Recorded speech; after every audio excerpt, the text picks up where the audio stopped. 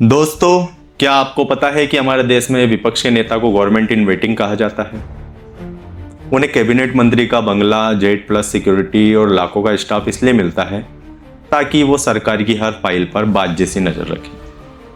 लेकिन आज का विपक्ष एक नंबर का नकारा हो चुका है।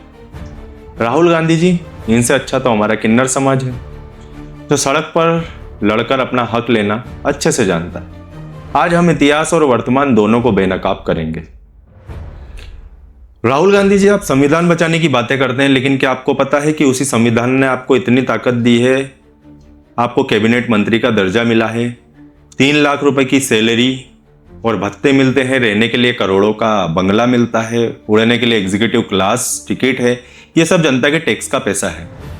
ये पैसा आपको इसलिए नहीं मिला कि आप सिर्फ ट्विटर और सोशल मीडिया पर पप्पू नैरेटिव से लड़ते रहें या पीआर एजेंसियों के भरोसे बैठे रहें।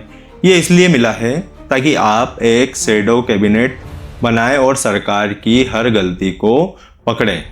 विपक्ष का नेता होना कोई एनजीओ चलाना नहीं है, ये एक संवैधानिक जिम्मेदारी है। जरा याद कीजिए राम मनोहर लोहिया को। 1960 में उन्होंने सिर्फ 3 आने की बहस से नेहरू सरकार की चूल्हे हिला दी थी। लोहिया जी कहते थे, जब संसद आवारा हो जाए तो सड़क को जवान होना चाहिए। जरा पीछे मुड़कर देखिए 2010 से 2014 तक का समय।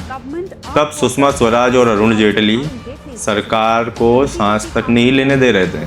2G हो या कोल स्कैम, उन्होंने सिर्फ वॉकआउट नहीं किया, फाइलों के साथ सरकार को घेरा था। वो था असली विपक्ष। अगर आज स्थिति में बीजेपी विपक्ष में होती तो वो अरावली से लेकर चुनाव आयोग तक सरकार की नाक में दम कर देती। आज का डेटा देखिए, 14 मार्च 2024 के समय का। चुनाव आयुक्तों की नियुक्ति होनी थी। आपकी टीम कहती है हमें 10 मिनट पहले 212 नामों की लिस्ट मिली। अरे भाई, लोहिया या जेटली जी होते तो वहीं मीटिंग रोक देते। Why is it that the CJI was removed from the selection panel of the Election Commission? What motivation could there be to remove the CJI? Do we not believe in the CJI? Of course we believe in the CJI. Rahul Gandhi video में रो रहे हैं कि CJI को election commission के panel से हटा दिया गया। लेकिन सवाल ये है कि जब ये बिल पार्लियामेंट में आया तब विपक्ष ने कितनी मजबूती से सड़क पर इसका विरोध किया। क्या देश को बताया कि ये लोकतंत्र के लिए कितना खतरनाक है।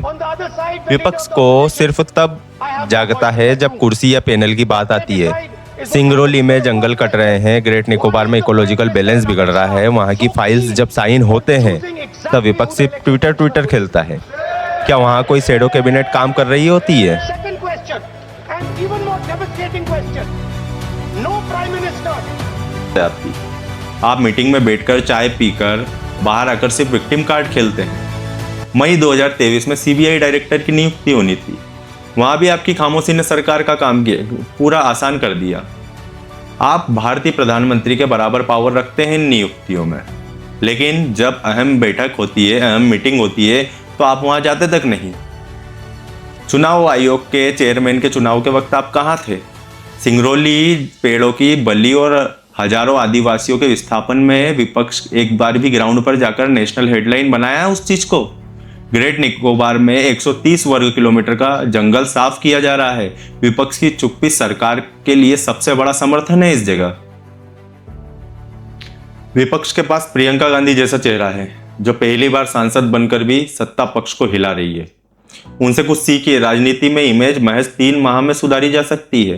पीआर एजेंसी के लिए चुटकियों का खेल है, लेकिन उसके लिए एक्शन चाहिए। सिर्फ पीआर एजेंसी कुछ नहीं कर सकती उसमें। अगर आपसे संवैधानिक कुर्सी नहीं संभल रही तो छोड़ दीजिए इसे। हमें ऐसा विपक्ष का नेता नहीं चाहिए जो सिर्फ टीवी पर दिखे। हमें वो विपक्ष चाहिए जो अरावली जैसे बड़े मुद्दे, सिंगरौली मुद्दे, चुनाव आयोग की पवित्रता, बेरोजगारी पर जनता के हक के लिए सड़कों पर खड़ा हो, महंगाई के लिए जनता के साथ आए। दोस्तों, क्या आपको भी लगता है विपक्ष सिर्फ सुविधाओं के मजे ले रहा है? कमेंट में अपनी राय जरूर दें। अब चुप रहने का वक्त नहीं है। जय हिंद।